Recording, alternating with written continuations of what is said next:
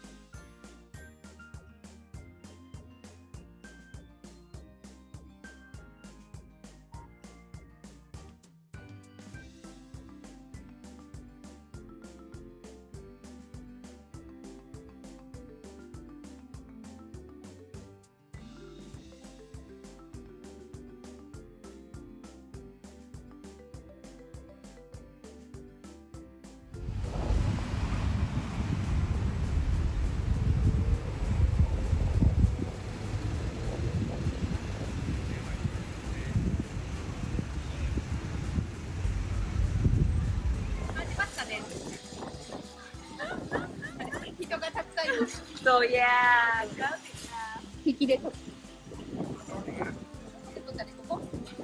邪魔だと思うけど。今日はロサンゼルス笑わせないでよ。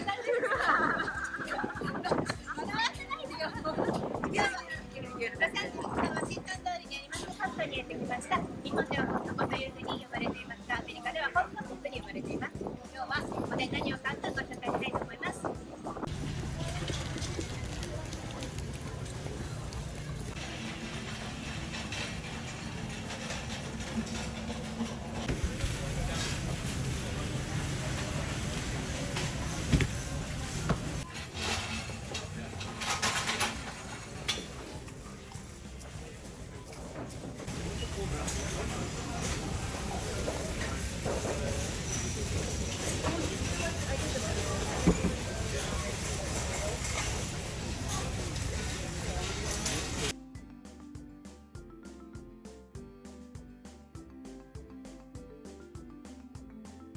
I'm supposed to be here today. I don't know why. I know. I saw him one day.